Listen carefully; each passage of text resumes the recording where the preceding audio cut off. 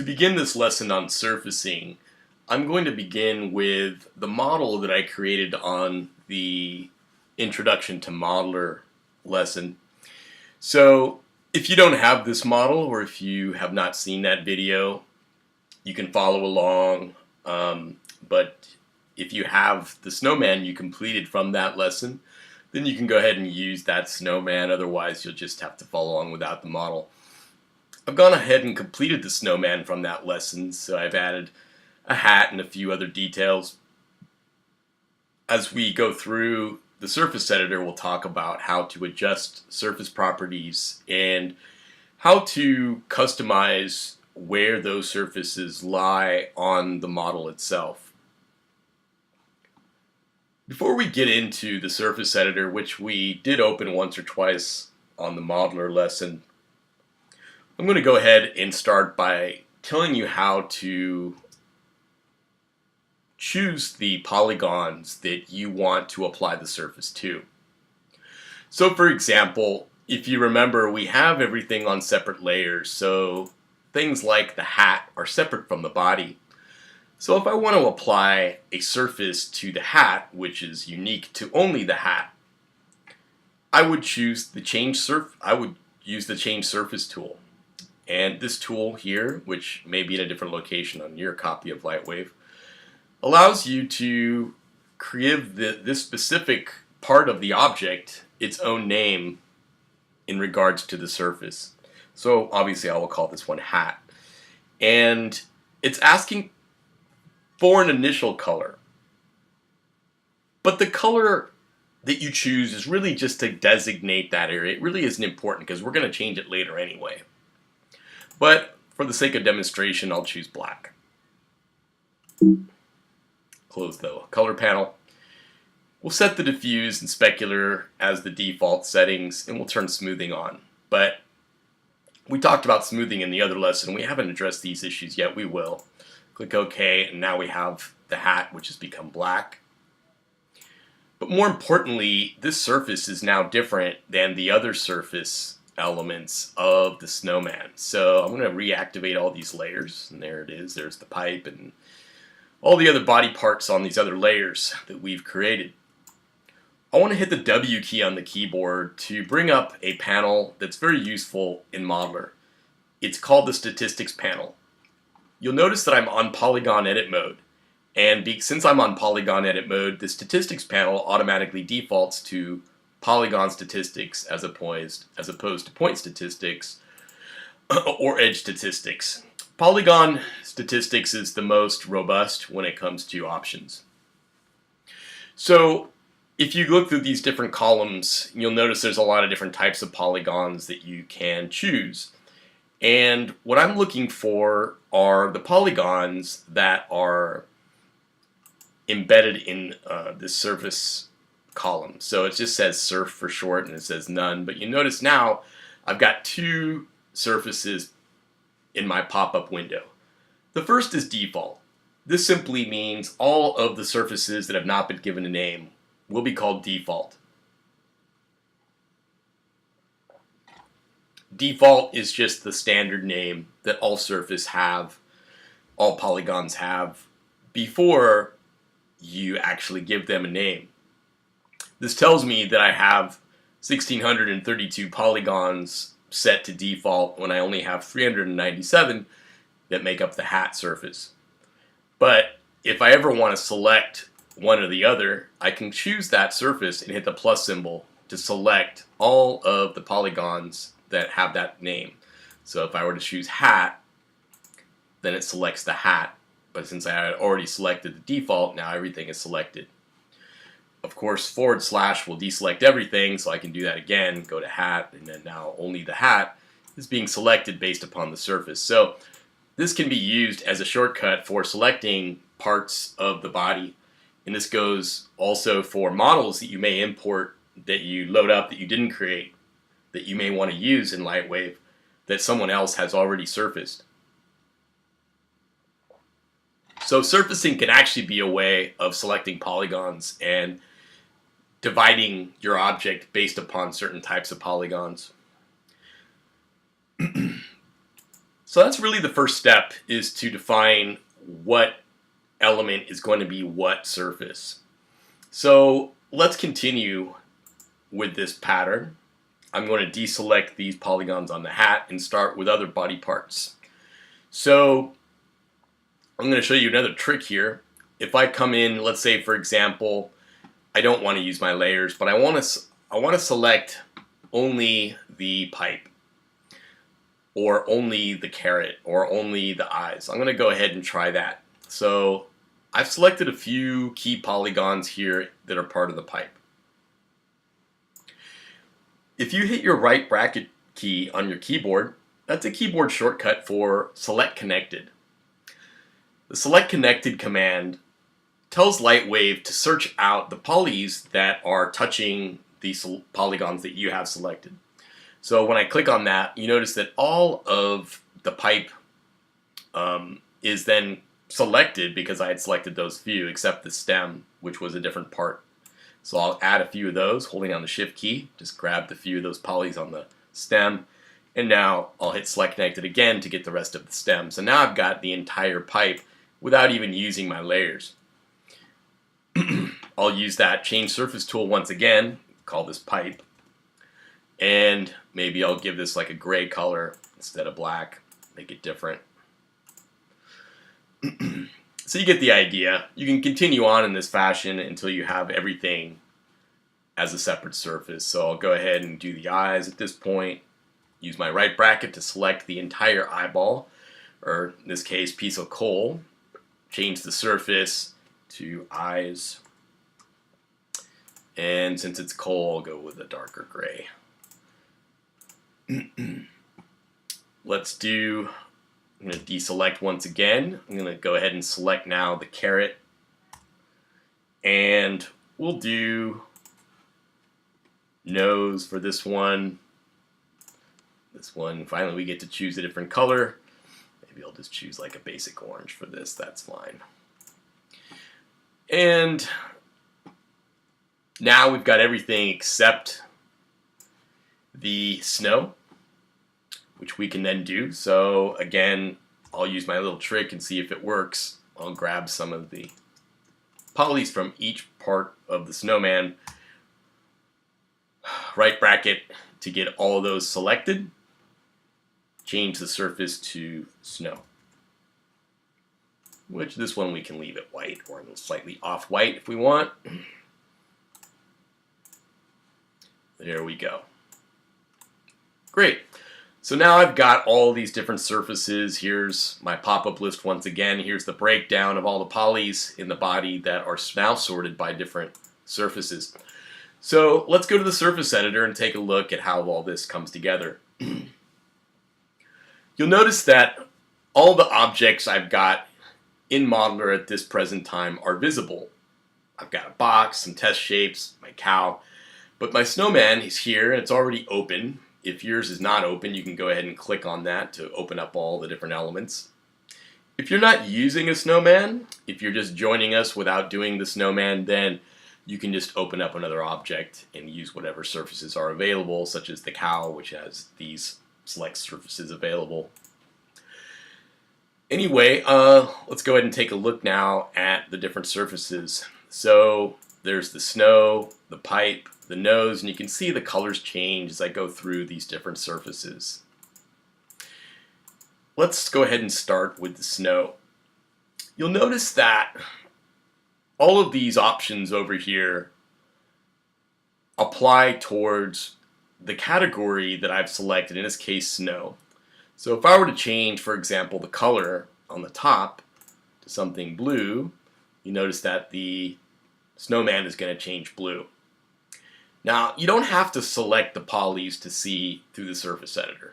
In other words, I can deselect everything and it still works, because once you've got the surface editor open, you've got your surface categories on the left column, you can then start to edit those and create whatever looks you want. Alright, so I'll put that back to white. Let's talk about the different categories. Luminosity, diffuse, specular, reflection, all of these elements. We can adjust all of these specifics in the surface editor right here in Modeler. And there's no reason that if we know what we want, we can't take care of business right here in Modeler. One thing I want to point out to you is that when you build objects,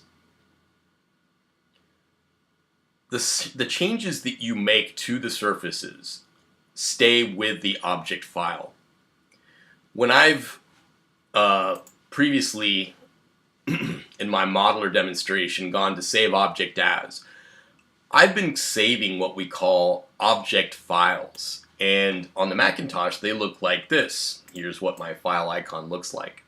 So you can see there's a little LWO at the top. It's orange and it's got an LWO extension which stands for light wave object. Alright, so object files are different than scene files. Scene files is where we have our animation stored, but object files are the models that we create or load up. What I'm trying to say here is that the surface changes that you make, whether they're made in Layout or in Modeler, they need to be saved back to the original model. So any changes you make, you need to save the model, not the scene file. And I'll remind you of that later when we get into Layout, but just know that these surfaces stay with the model. The reason for that is because if you use a model in multiple scene files for multiple different movies or animations, you want the surfaces to, of course, stay the same. I'll hit the S key to save it, and now, since I'm in Modeler and the snowman has been saved, then all of these surface elements have been saved. Also, I will point out that even though the surface editor exists in Layout exactly as it does in Modeler, the Change Surface tool is only be found in Modeler, and it's simply, at least at this point as I record this, is simply part of the Modeler interface. Let's go ahead and send the snowman over to Layout. But before I do that, I may need to clear out Layout. I'm not sure if I have something in it, so let me just switch over to Layout real quick.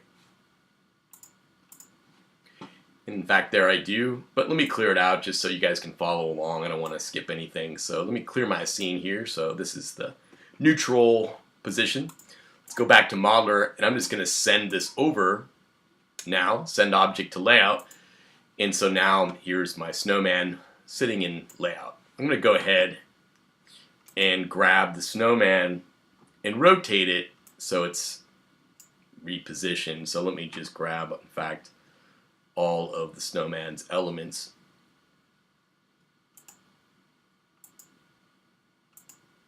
Well, you know what, better yet, it's just going to be faster if I just do a little light adjustment. So let me do that instead. I'm going to take my distant light here, and yes, we will discuss lights later, but let me just go ahead and just spin this around so we can see a little better. There we go. Alright, so there is my snowman from the front. I'm going to move this light out of the way so it's not interfering with the model. Alright. So now, if I open up the surface editor in Layout, you'll notice it looks exactly like the surface editor that we just left in Modeler. We have the same attributes, but now I don't have those other objects because I've only got one object loaded up into Lightwave Layout. Layout is the environment in which we build our animations. So this is where we have our lights, our cameras. Think of this as like the sound stage for our models for them to perform. So this is the location where we're going to actually make our movies, and this is where our models will come to life. But because lights and the visual side of Lightwave are affected greatly by the surfaces, we need to be able to control them in both places. So here in the surface editor, I can go and start to tweak the different attributes of the different parts of the snowman. So let's go ahead and start with the color. Luminosity is essentially the attribute that makes the surface look luminescent. It means it looks like it's lit from within. So this would be something you would want to apply to like a light bulb or something that glows with energy. So let's just see what that looks like. If I take the luminosity from 0 to 100, you can see that all those shadows get washed out, and it looks like we popped a light bulb in there. And so luminosity is a way that you can sort of light or create the illusion of light from within your object.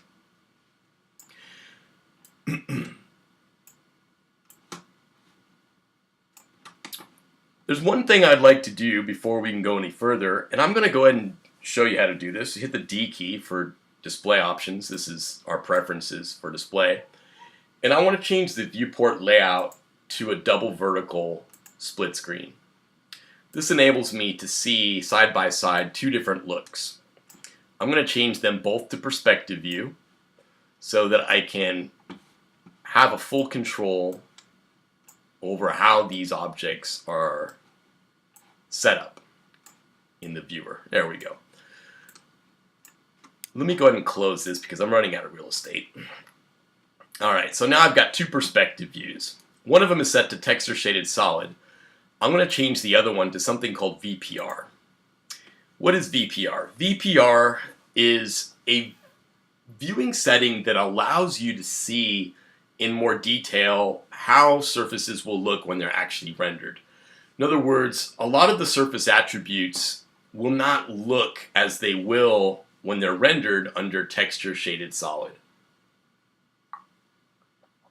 So by putting them in VPR mode, we don't have all the grids, the controls, the handles that we need to work with our object. So it's kind of hard to only work in VPR mode. It's great for previewing surface changes and lighting changes, and it looks beautiful, or at least it looks accurate, but we can see the shadows cast by the brim of the hat. So there are certain things that really don't show up here at all, but since it's not a fully editable environment, like if I change the lighting, you can see the shadows that are created by the different elements. You know, if I can sort of tilt the lighting up so it creates the shadows exactly where I want them to be. But you notice that shows up in VPR, it does not show up here in the texture shaded solid view mode. So they both have their purposes. That's why I'm doing a split screen, so I can use both and access both as I need them. Let's go back to the surface editor with that open, and now you'll start to see these changes a little bit more vibrantly. So now here we go. There's the luminosity change, and you can see those shadows completely disappear on the body. The diffuse setting has to do with the way the surface scatters light. So 100% means that the surface scatters light much like most surfaces would in everyday life. So if we dull that down, you'll notice that the object seems to become dimmer because it loses its ability to scatter light that's reflected off of it from the outside. So we start to get a graying effect. We start to get a dull and dingy effect by having that set low. So having it at 100% ensures that we have the full reflectivity of the object. But don't confuse this with reflection. That's another category we'll get to in a second.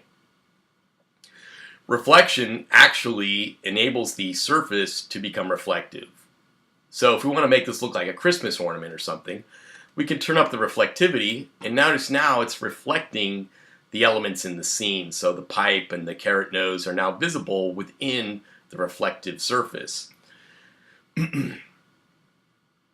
Specularity refers to the shininess of the object. So if I go from 0 to 100, all of a sudden now we get more strong what we call specular highlights, these little dots. The glossiness level controls the size of those dots. So we can go from a big washed out, large dot, large circle, which makes the surface appear more dusty, or we can go to a tight little spot that makes it feel polished and shiny. So the glossier it is, the smaller the specular highlight, but the shinier the appearance of the surface. And as I spin this around, you can start to really see the reflectivity now that this object has. It starts to become more like a mirror.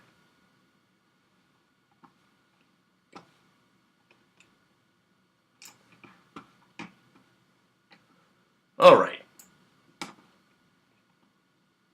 Transparency is exactly what you think it would be. Let's turn down the reflectivity back to 0, as well as the specularity.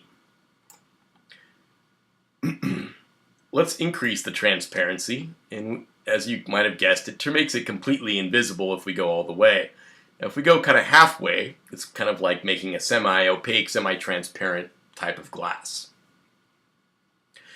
Add a little bit of specularity to it, and now we really start to give the illusion of glass. Put a little reflection back into it, and we start to really complete the picture.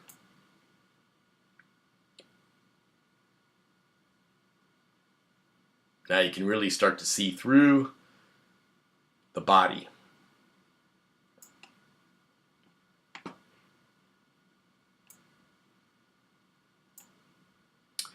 All right. Translucency refers to the ability of an object, a solid object, to project shadows from behind. So say, for example, if you think about an ant crawling behind a leaf and the sun is behind the ant, then the leaf would be translucent. In other words, you would see the shadow of the ant from behind the leaf. Being projected onto the leaf, and that is what translucency does. We don't have another object in there, so I can't demonstrate that right now, but that's what translucency is about. Bump mapping creates the illusion of pits or bumps in the surface of your object. So it uses a map and grayscale information to create the illusion of craters or valleys, as well as little sort of small mountains or bevels on the surface of an object.